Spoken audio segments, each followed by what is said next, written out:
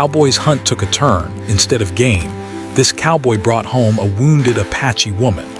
The morning air was cold and still when the cowboy rode out before sunrise. He had lived on this land most of his life, and he knew its moods well. Some mornings felt calm, like the world was holding its breath. This was one of those mornings. The sky was pale, slowly turning gold at the edges, and the ground was quiet under his horse's steady steps. He carried his rifle, not with excitement but with habit.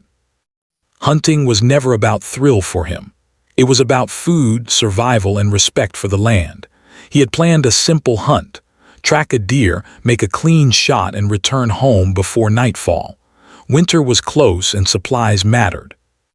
His small ranch sat far from town, surrounded by hills, trees, and open land that most people avoided. He preferred it that way. Silence suited him. Out here, a man could think clearly. As he rode deeper into the hills, something felt different. It was not fear, but a quiet warning that settled in his chest. The birds were fewer than usual.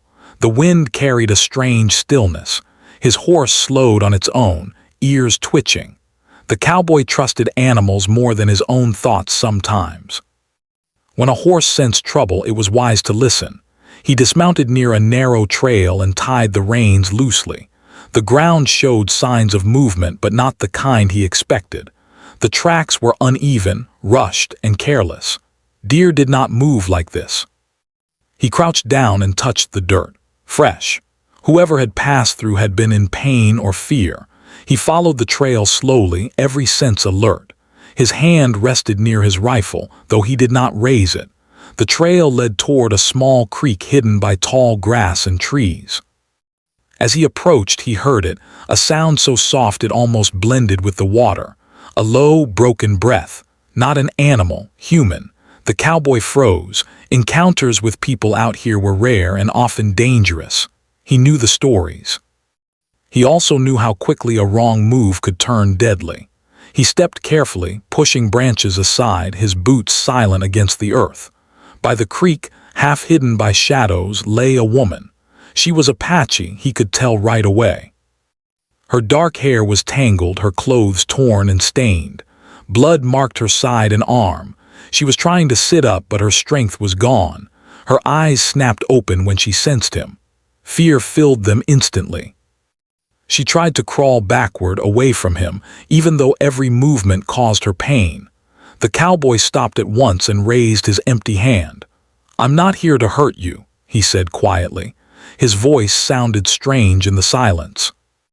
The woman did not understand his words, or maybe she did not trust them. Her breathing grew fast and shallow. She reached for something near her hand, but it was gone. He took a step back to give her space. He had faced danger before, but this felt different. This was not a standoff. This was someone on the edge of life. He scanned the area quickly. No sign of others. No voices, no horses, no movement in the trees.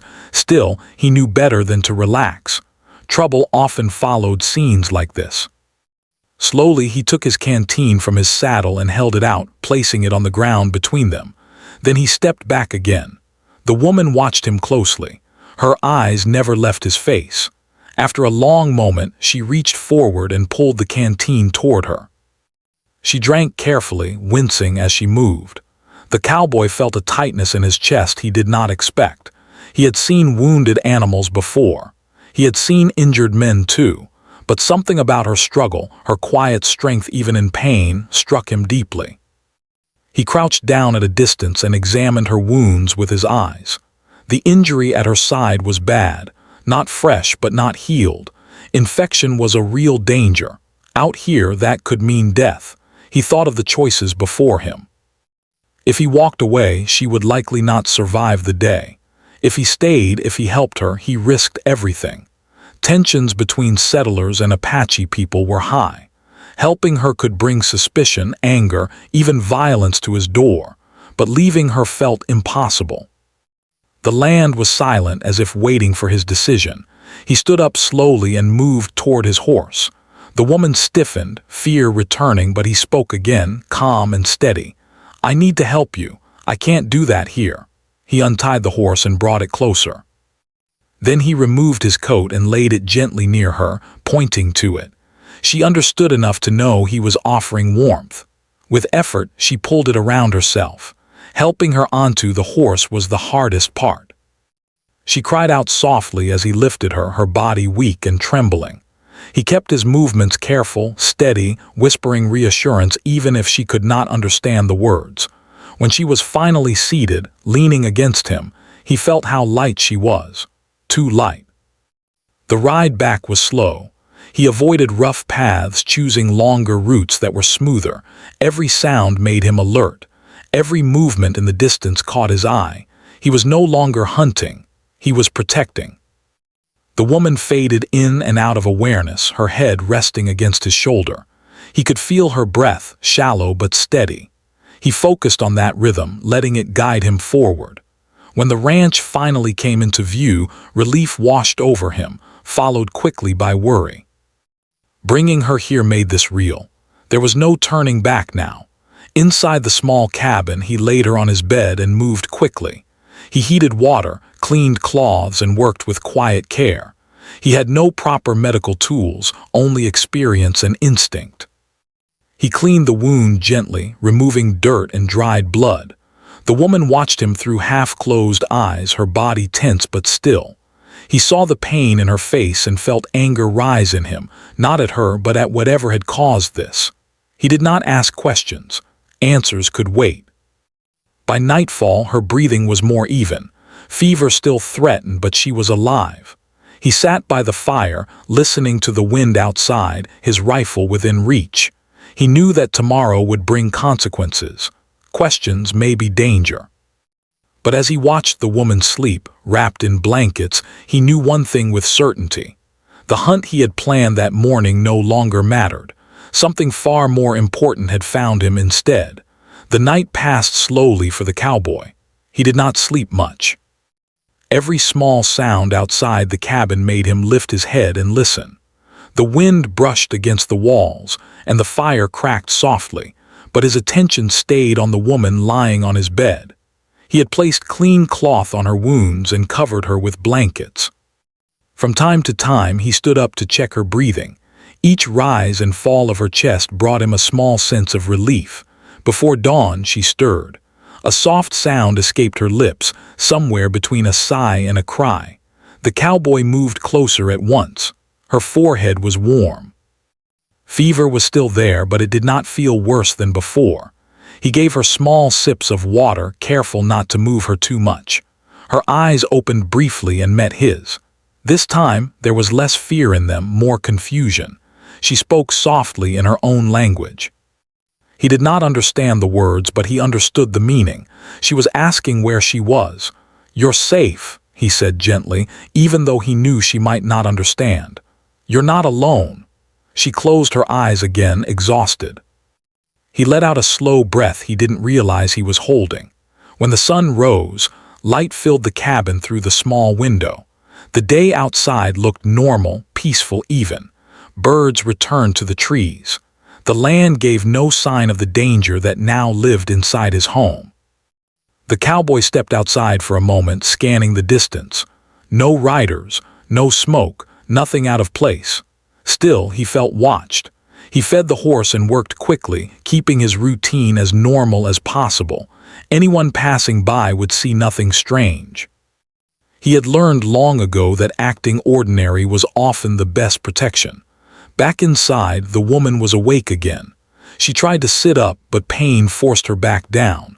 Her jaw tightened, but she did not cry out. He admired her strength quietly. "Easy," he said, holding up his hand. "You're hurt, you need rest."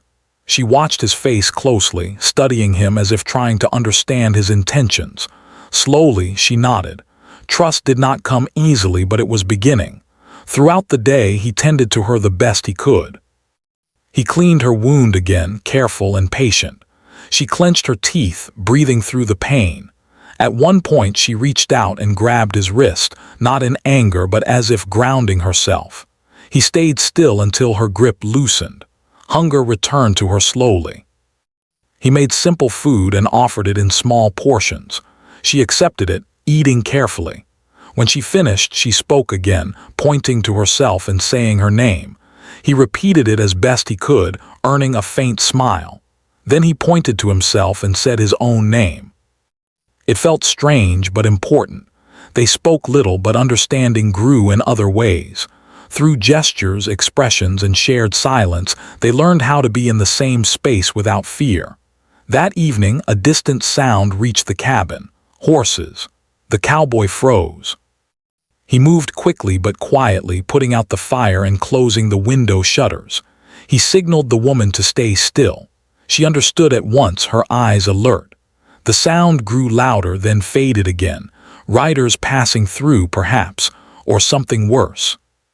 Minutes stretched into an hour. Finally, the land went quiet again. The woman released a breath she had been holding. He saw then that she understood the danger better than he did. This was not just about her injury. Someone might be looking for her. That night she spoke more, using gestures to explain. She pointed to the wound, then motioned like riding fast, then separated her hands as if showing division. He understood enough. She had been hurt while fleeing, separated from her people, alone. The weight of that settled heavily on him. The next few days followed a careful pattern. He did not leave her alone for long. When he did go outside, he stayed close. He brought fresh water, herbs he knew could help with pain, and kept the cabin clean. Her strength returned slowly. She could sit up now, lean against the wall, and watch him work. Sometimes their eyes met and neither looked away. He noticed small things about her. The way she studied everything, learning the space. The quiet dignity in how she carried herself, even injured. She noticed things about him too, how he always set his rifle aside before approaching her, how he spoke calmly even when tense.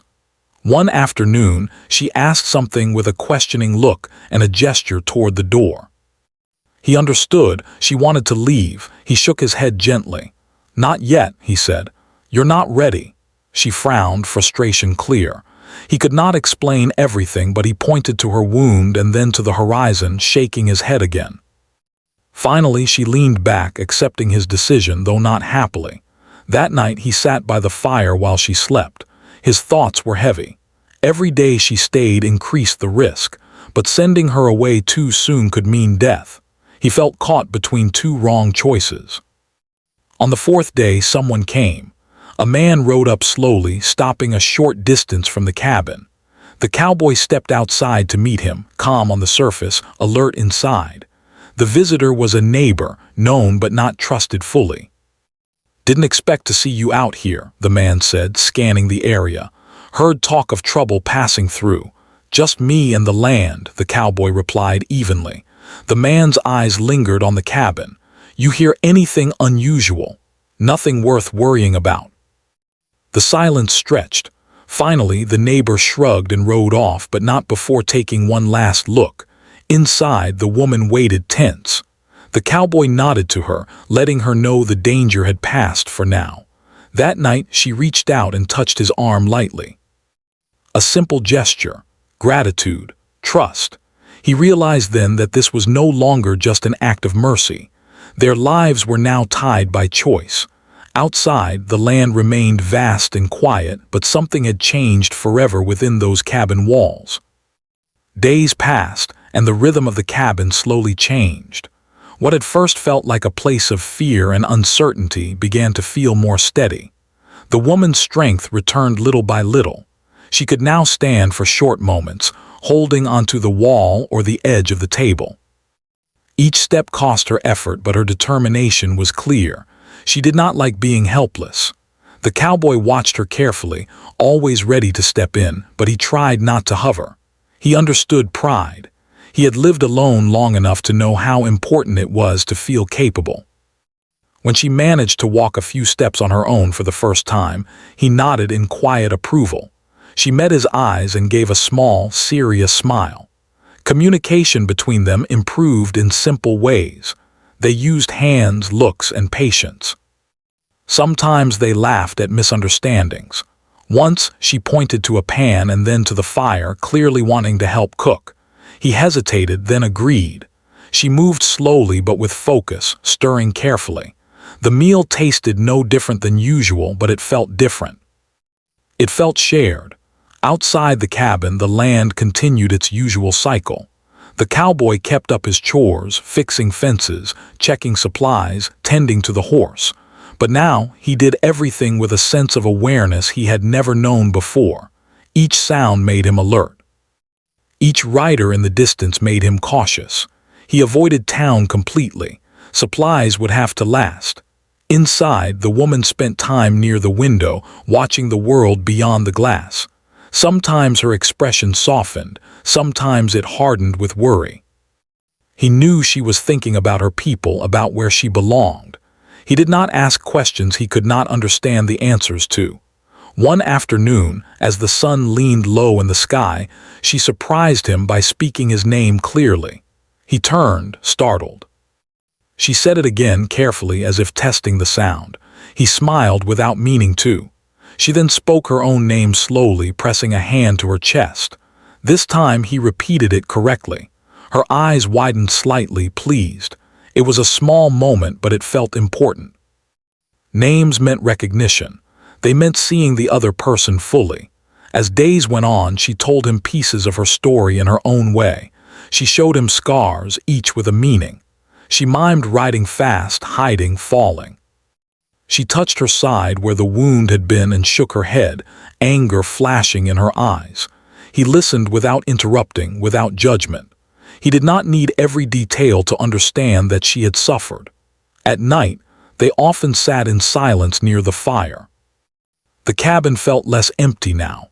The cowboy realized how long he had lived without human company. He had told himself he preferred it, and maybe he had. But now, silence felt different when it was shared. One evening, distant voices carried on the wind. Both of them heard it at the same time. She stiffened, fear returning instantly. Her hand went to his arm without thinking. He placed a steadying hand over hers and listened closely. The voices were far, but they were searching voices, calling. He could not understand the words, but the tone was clear. He moved quickly but calmly, guiding her to the back room. "Stay here," he whispered. She nodded, eyes wide. The voices passed without stopping, but the tension lingered long after the sound faded. When he returned to her, she was shaking. He gave her water and waited until her breathing slowed. That night, she did not sleep well. Neither did he. The next morning, she surprised him again. She gathered her few belongings and tried to stand for longer than she should have. It was clear what she intended. She wanted to leave before danger reached him. "No," he said firmly, shaking his head. "Not like this." She argued softly, emotion rising in her voice. She pointed to him, then to the land, then made a slicing motion, showing danger. Tears filled her eyes, not from weakness but from frustration and fear. He took a breath, choosing his words carefully even though she might not understand them all. "If you go now, you won't make it far, and I won't forgive myself." She looked at him for a long time. Finally, she lowered her hands. The fight drained out of her, replaced by tired acceptance. From that day on, something between them settled. Not comfort exactly, but trust.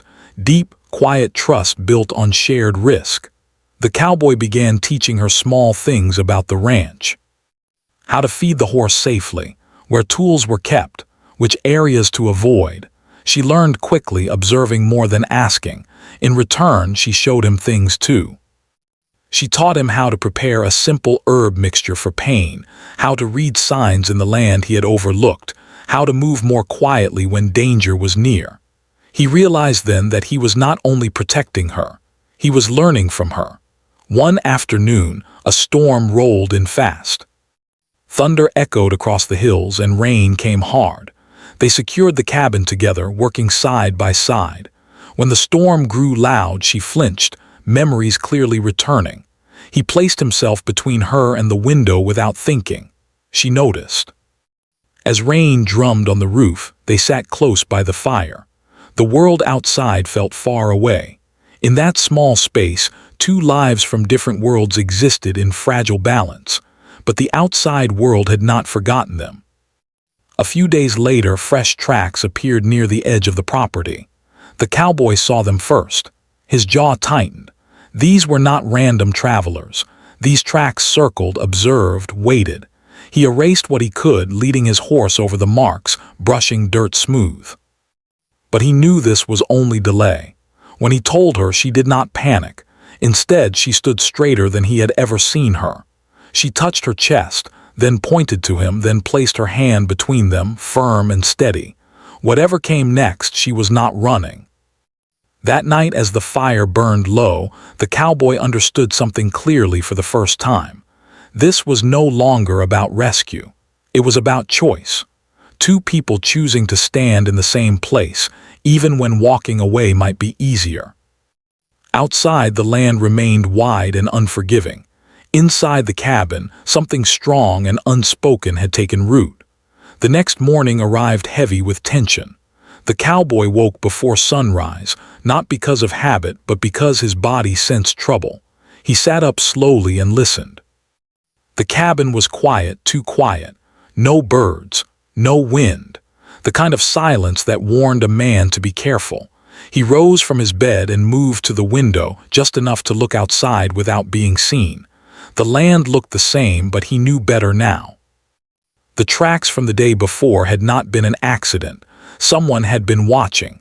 Behind him, the woman stirred. She had learned his movements well enough to know when something was wrong. She did not speak. She simply stood, steadying herself against the wall, her eyes searching his face for answers. "They're close," he said softly. She nodded once. No fear showed this time, only readiness. They moved through the cabin quietly, preparing without panic. He checked his rifle, then set it down where it was easy to reach but not threatening.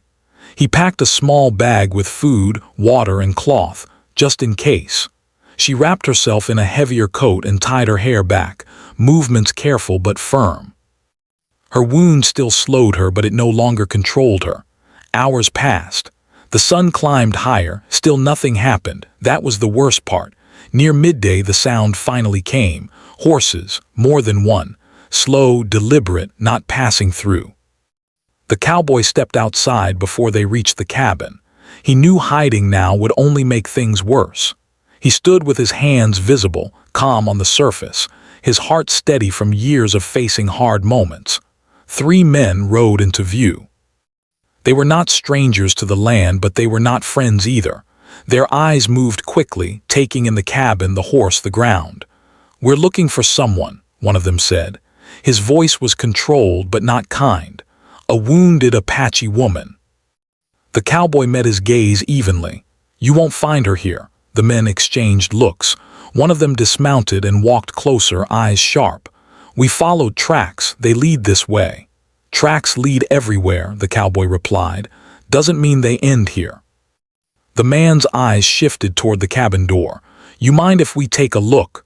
"I do," the cowboy said. His voice did not rise, but it hardened. "This is my land." Silence fell heavy between them. The wind stirred dust at their feet. Inside the cabin, the woman stood still, listening. She understood enough. This was the moment she had feared and prepared for. Her hand tightened at her side, not in weakness, but in resolve. Outside, the man smiled slightly, but there was no warmth in it. "Helping her won't end well for you," he said. "You know how things are." The cowboy did know. He knew the rules, written and unwritten.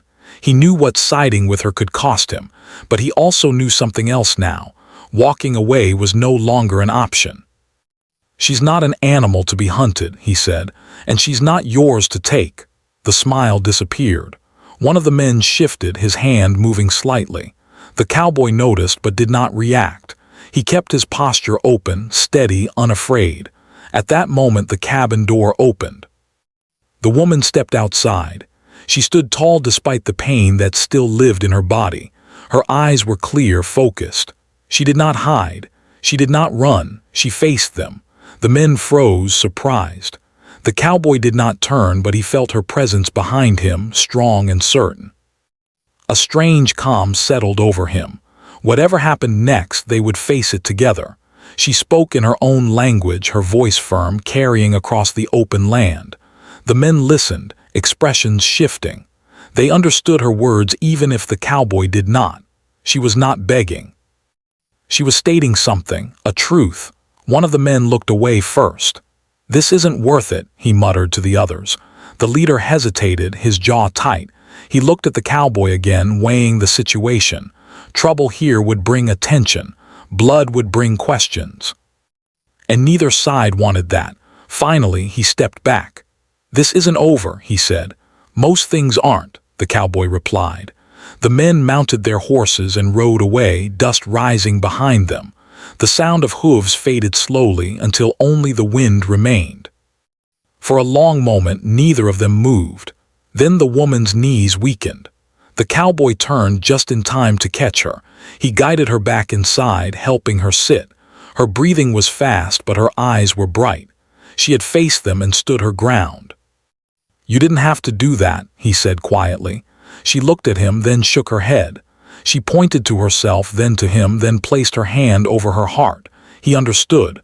This was her choice too. The rest of the day passed slowly. The tension did not disappear, but it shifted. Something had changed. Lines had been drawn. That night they spoke more than they ever had, not in words but in shared understanding. He told her as best he could that she could stay as long as she needed, that no one would force her out. She listened carefully, then responded with a simple nod. Later, as the fire burned low, she surprised him again. She reached into her small bundle and pulled out a worn item, something personal. She placed it carefully on the table between them. A sign of trust, of gratitude. He did not touch it, he only nodded. Outside, the land was quiet again, but not empty. The danger had not vanished. It had only stepped back. Both of them knew this. As he lay down that night, sleep came slowly. His life had been simple once. Hard but simple. Now it was something else entirely. Complicated, risky. But for the first time in a long while, it felt meaningful. In the other room, the woman rested, her breathing steady. She was no longer just someone he had saved. She was someone who had chosen to stand beside him. And whatever came next, the cowboy knew one thing for certain. He would not stand alone. The days after the men rode away felt strangely quiet, but not peaceful. The cowboy knew better than to believe the danger was gone. Trouble like that did not disappear, it only waited. Still, life had to continue. The land did not pause for fear, and neither could they. The woman recovered more strength each day. She could now walk outside the cabin, slowly but without help. The first time she stepped into the open air again, she closed her eyes and lifted her face to the sun. The light touched her skin, and for a moment the weight she carried seemed to ease. The cowboy watched from a short distance, giving her space. He understood that freedom, even small, mattered. They worked together more now. She helped with simple tasks, sorting dried food, cleaning tools, tending a small fire outside. He showed her how to saddle the horse safely, and she showed him how to read signs in the ground he had never noticed before. Their days followed a quiet rhythm, shaped by trust rather than fear. But both of them knew a choice waited ahead. One evening, as the sky turned orange and purple, she sat across from him and spoke more clearly than before. She used words, gestures, and long pauses. She spoke of her people, of the land she came from, of loss and separation. He listened without interrupting, letting her take her time. When she finished, silence filled the space between them. He understood what she was asking, even without perfect words. She wanted to know if she should stay or leave. The question stayed with him long after the fire burned low. Keeping her here meant continued risk. Letting her go meant sending her back into danger. Neither answer felt right, and yet one had to be chosen. The next morning, he saddled the horse early. She watched him, confusion crossing her face. He turned to her and spoke slowly, carefully. "If you decide to go," he said, "I won't stop you. I'll help you get as far as I can." She studied him, searching for anything hidden in his words. Finding none, she nodded. They prepared quietly. He packed supplies, enough for several days. She wrapped her belongings carefully, her hands steady. When everything was ready, they stood outside the cabin together. She looked at the land one last time. The cabin, the hills. the place that had saved her life. Then she turned to him. She spoke his name, then her own, then placed her hand over her heart. She pointed toward the distant horizon, and then, unexpectedly, pointed back at the cabin. He felt something tighten in his chest. "You don't have to decide now," he said softly. She shook her head. She had already decided. She took a slow step toward the cabin door, then another. She turned back to him and met his eyes. In that look was gratitude, strength, and something deeper, belonging, even if temporary. They did not speak again. They did not need to. Life did not suddenly become easy after that. There were still long nights, cautious days, and moments when the past returned like a shadow. But the land adjusted as it always did. So did they. Word eventually spread that the cowboy was not alone anymore. Some stayed away. Others watched from a distance. No one came again to demand anything. The line he had drawn remained untested and over time respected. The woman grew stronger. Her laughter returned, soft but real. She taught him stories through gestures and simple words, stories of her people, of resilience and survival. He shared his own past in pieces, stories of solitude, loss, and why he had chosen this life far from others. They did not pretend the world outside had changed. But inside their small shared space, something steady had formed. One morning, as the sun rose over the hills, the cowboy stood outside and looked at the land he had known all his life. It looked the same, yet felt entirely different. The hunt that had brought him here felt like a lifetime ago. He realized then that some moments divide a life into before and after. He had gone out that day searching for game. Instead, he had found responsibility, courage, and connection. And as the woman stepped out to join him, standing strong beside him, he knew that whatever the future held, whether paths stayed together or separated, neither of them would ever be the same. The land would remember them, and so would they.